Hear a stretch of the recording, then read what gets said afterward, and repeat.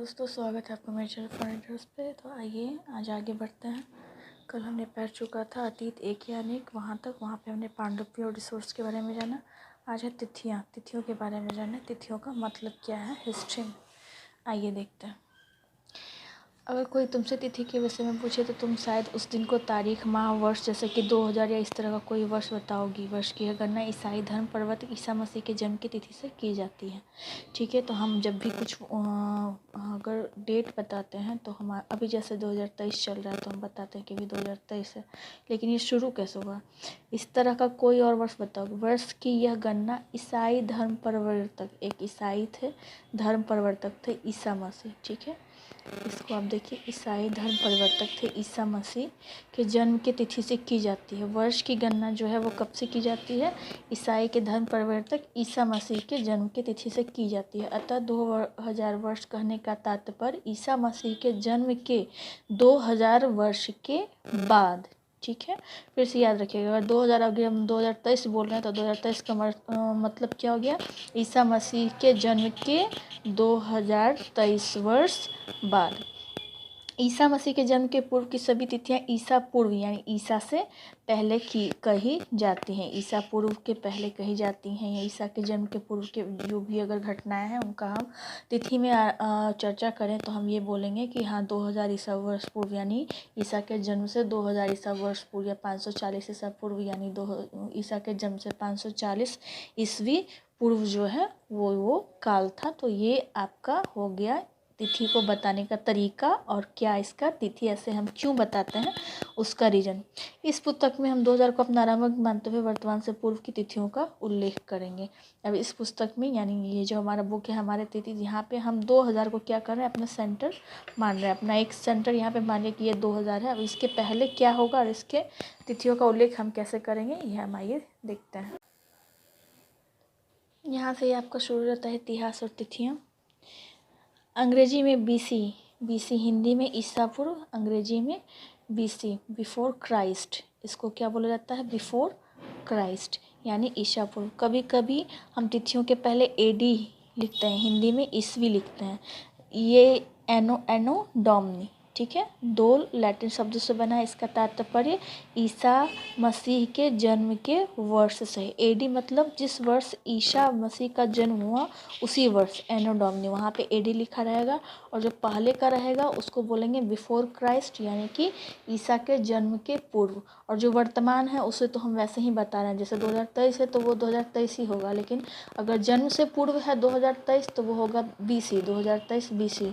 और अगर उसी जन्म, अगर 2000 सेंटर हम मान लें कि 2000 में मान के चल रहे हैं कि ईसा मसीह का जन्म हुआ, तो उसको बोलेंगे एडी 2000। उसी वर्ष का उल्लेख किया जा रहा है जिस वर्ष में ईसा मसीह का जन्म हुआ, इसलिए वो क्या कहलाएगा, एडी। कभी कभी एडी की जगह सीई, बीसी, और एडी की जगह सीई और बीसी की जगह बीसी का प्रयोग होता है। ठीक है, सीई अक्षरों का प्रयोग कॉमन एरा, सी का मतलब क्या हो गया, कॉमन एरा, तथा बीसीई का बिफोर कॉमन एरा कहा के लिए होता है, मतलब यह कहा जाता है। हम इन शब्दों का प्रयोग इसलिए करते हैं क्योंकि विश्व के अधिकांश देशों में अब इस कैलेंडर का प्रयोग सामान्य हो गया है। भारत में तिथियों को इस प्रयोग में लगभग 200 वर्ष पूर्व।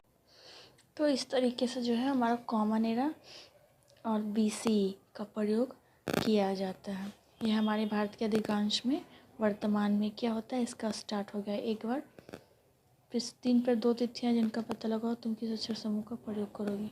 चलो ठीक है, एक बार फिर से देख लेते हैं। बीसी यानी बिफोर क्राइस्ट, एडी यानी एनो डोमिनी, और बीसी के जगह कभी कभी एडी के जगह सीई यानी एनो डोमिनी के जगह क्या करते हैं, कॉमन एरा, और बीसी के जगह बीसीई यानी before Christ era, before common era, sorry, before Christ की जगह बिफोर कॉमन एरा और एनो डोमिनी की जगह कॉमन एरा का प्रयोग किया जाता है। ठीक है, आप इसको लेके कंफ्यूज मत होइएगा।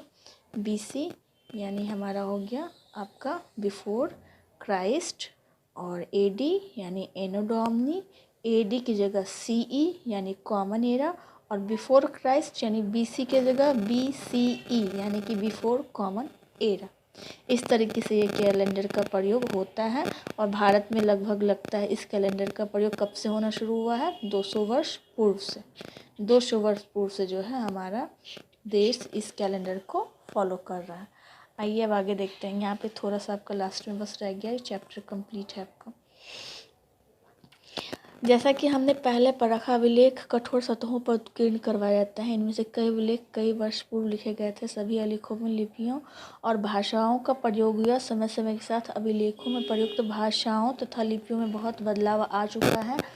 विद्वान यह कैसे जान पाते हैं कि क्या लिखा था? इसका पता अज्ञात लिपि का अर्थ लगाने की एक प्रक्रिया द्वारा लगाया जा सकता है। इस प्रकार से अज्ञात लिपि को जानने के लिए प्रसिद्ध कहानी उत्तरी अफ्रीका देश मिस्र से मिलती है, लगभग 5000 वर्ष पूर्व, जहाँ राजा रानी रहते थे। अब ये आपका पिक्चर है। इस पिक्चर में उन्होंने एक सिंबल को, ये जो स्क्वायर है इसको P माना, हाफ सर्कल है इसको माना T। ये जो एक तरीके से आप कह सकते हैं हम लोग के तरफ जो पटाखे जलते हैं वो जनरली देखने में कुछ ऐसे ही होता है, पटाखे से वो निकली हुई रस्सी। O लायन है, L ये जो आपका है इस तरह से, M ये जो आप केले के पत्ते के साइज़ का लिख सकते हैं वो I डबल I, ये जो छड़ी डंडे की जगह S। तो ये सब एक सिंबॉलिक है जो एक बाद में इसको लेटर दिया गया। अब उस लेटर का कैसे यूज़ कर सकते हैं या करते थे हमारे इतिहासकार, आइए देखते हैं। मिस्र के उत्तरी तट पर रोसेटा नामक का एक कस्बा है। यहाँ से ऐसा उत्कीर्णित पत्थर मिलता है जिस पर एक ही लेख 3 भाषाओं तथा लिपियों, यूनानी तथा मिस्र लिपि के 2 प्रकारों में है। कुछ विद्वान यूनानी भाषा पढ़ सकते हैं। उन्होंने बताया कि यह राजा तथा रानियों के नाम एक छोटे से फ्रेम में दिखाए गए हैं। इसे कारतूस कहा जाता है। इसके बाद विद्वानों ने यूनानी तथा मिस्री संकेतों को अगल बगल रखे हुए मिस्री अक्षरों के समानार्थक धनुओं की पहचान की। जैसा कि देखते हैं यहाँ L अक्षर के लिए शेर तथा A अक्षर के लिए चिड़िया के चित्र बने हुए हैं। तो हमने अभी दिखाया आपको कि कैसे कैसे चित्रों का वहाँ पे वर्णन किया हुआ है। एक बार जब उन्होंने यह जान लिया कि विभिन्न अक्षर किन के लिए प्रयुक्त होते हैं तो वे आसानी से अन्य अभिलेखों को भी पढ़ सकते हैं। अब जैसे कि हो गया कि हाँ ये जो हमारा चित्र है, एक फिर से मैं आपको ले चलती हूँ चित्र के पास। यहाँ पे जैसे दिखाया गया कि ये जो स्क्वायर है ये P है, ये जो हमारा उल्टा ट्रायंगल है ये K है, ये लाइन दोनों जगह लाइन L है। ये अगर सिंगल, ये जो केले के पत्ते का साइज़ का है वो I है। ये A है, बड़ा सा ईगल टाइप का, ये A है। ये आपका D है। अगर आप देखें तो ये आजकल जो पेट्रोल पंप पे आप देखते होंगे जो पाइप होता है लगभग ये उसी डिज़ाइन का है। ये आईज, ये लिप्स ले लीजिए, ये मुंह है R। तो ये सारे क्या हुए, सिंबॉलिक देख के उन्होंने फिर उसको एक नाम देना शुरू किया। ये सिंबॉलिक सेम है और अगर राजा रानी के नाम फ्रेम में लिखे हुए थे तो उन्होंने बाकी लेटरों की पहचान की। तो इस तरीके से उन्होंने पता किया कि ये 2 से ज़्यादा क्या हैं, लिपियां हैं, और उनको उन्होंने ऐसे ऐसे डिफ़ाइन किया जिससे कि बाकी के जो अभिलेख थे और जो